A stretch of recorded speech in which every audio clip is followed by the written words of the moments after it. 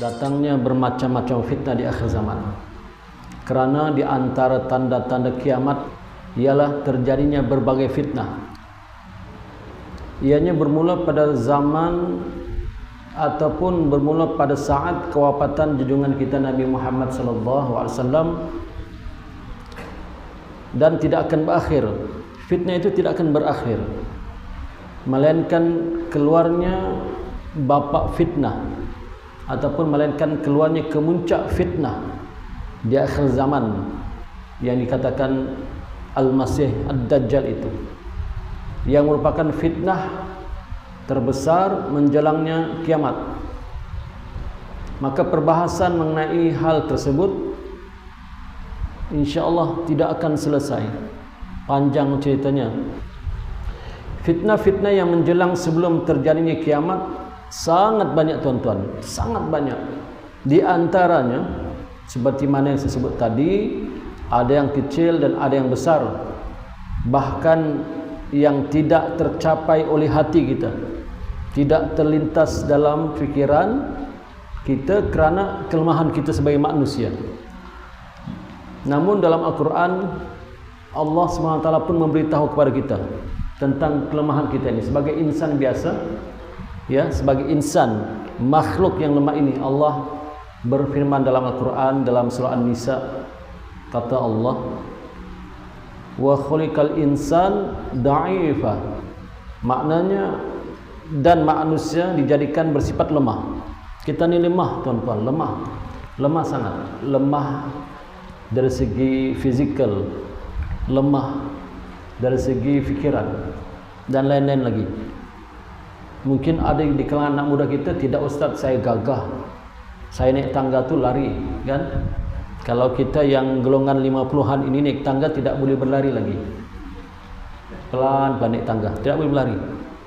Penat tangga kita ni, masjid ni tinggi. Tapi anak-anak remaja kita, tadi pun saya naik, memotong laju, sebab dia masih muda. Tetapi ingat, tidak dia akan muda selama-lamanya. Manusia tidak akan muda selama-lamanya. Satu masa nanti beransur-ansur menjadi tua.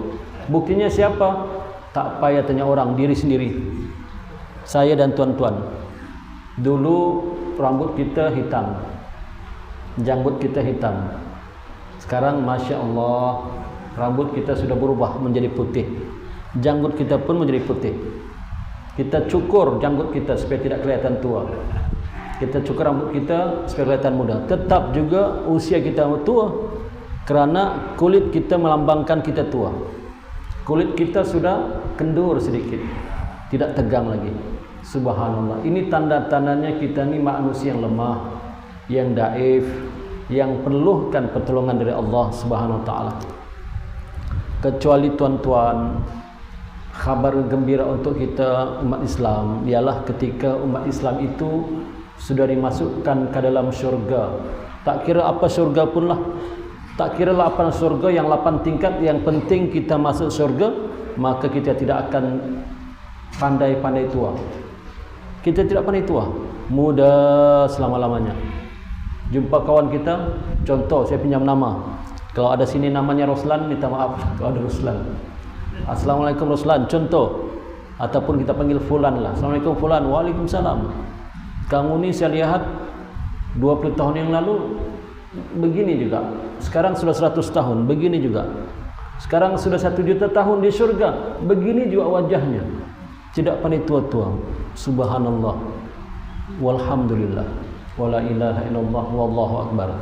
Itu sebab para sahabat Nabi Muhammad SAW, bila Nabi Muhammad cerita bab surga, cicir air liur, tahu cicirkah? Menitis air liur mereka, mengenangkan keindahan syurga yang hebat.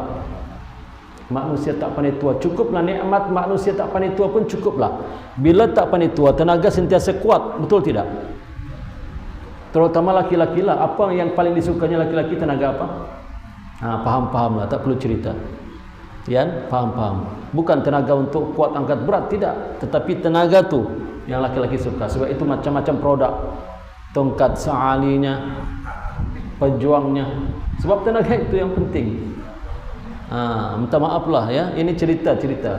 Di syurga besok Orang yang masuk surga tak kira dia soleh kah, wali kah, ulama kah, dia masuk surga, masanya dihabiskan dengan itu, dengan benda tu. Di dalam kitab kita ceritakan ya, ini bukan cakap kotor, bukan cakap merapu. Di dalam kitab ditulis masanya orang-orang laki-laki dihabiskan dengan berjima dengan istri-istrinya di kalangan bidadari-bidadari surga. Subhanallah, hebat. Disitulah baru kita gembira, dan di surga itulah baru kita tidak perlu ibadah, tidak perlu sembahyang, tidak perlu berzikir, berwirid, bertasbih, baca Quran, tidak perlu. Tapi di dunia inilah kata ulama berdasarkan hadis Nabi, perlu kita beribadah di dunia ini, kumpul banyak-banyak. Perlu kita berzikir, kumpul banyak-banyak. Perlu kita baca Quran, kumpul banyak-banyak pahalanya. Perlu kita bersedekah, kumpul banyak-banyak pahalanya. Perlu kita berkasih sayang, kumpul banyak-banyak silaturahim, pahala berkasih sayang. Perlu kita mendengar kuliah, kumpul banyak-banyak pahala mendengar kuliah. Ingatkan mendengar kuliah tidak ada pahala kan?